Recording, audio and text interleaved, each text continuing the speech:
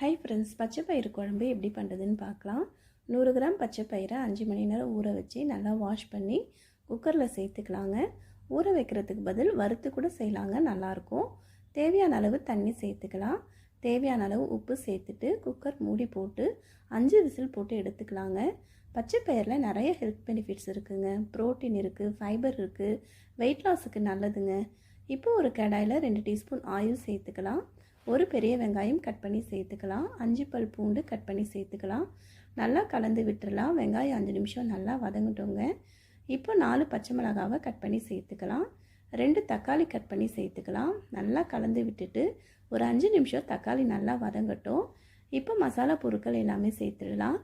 1/4 teaspoon மஞ்சள் தூள், 2 teaspoon மிளகாய் தூள், 1 டீஸ்பூன் மல்லித்தூள் சேர்த்துக்கலாம். 1/4 டீஸ்பூன் கரம் மசாலா சேர்த்துக்கலாம்.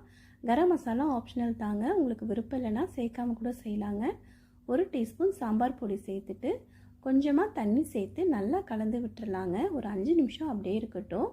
இப்போ பச்சை பயிறு ஓப்பன் பண்ணி பார்க்கலாம். நல்லா பச்சை பயிறு வெந்துடுச்சு. அந்த கிரேவிலேருந்து நல்லா எண்ணெய் பிரிஞ்சு வந்த உடனே இந்த பச்சை பயிரை அதோடு சேர்த்துடலாங்க. சேர்த்துட்டு தேவையான அளவு உப்பு சேர்த்துக்கலாம். உப்பு சேர்த்துட்டு நல்லா கலந்து விட்டுறலாங்க. கலந்து விட்டுட்டு ஒரு 10 நிமிஷம் திரும்ப இந்த குழம்பை கொதிக்க வைக்க போகிறோம். அப்போ தான் அந்த மசாலாவோட பச்சை வாசனை எல்லாமே நல்லா போகும்.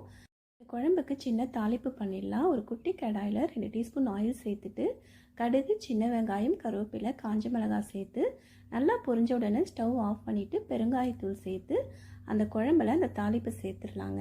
அவ்வளோதாங்க, சூப்பரான பச்சை பயிறு குழம்பு ரெடி ஆகிடுச்சிங்க. இந்த குழம்பு இட்லி, தோசை, சப்பாத்தி, சாப்பாடுக்கு எல்லாத்துக்குமே நல்லாயிருக்குங்க.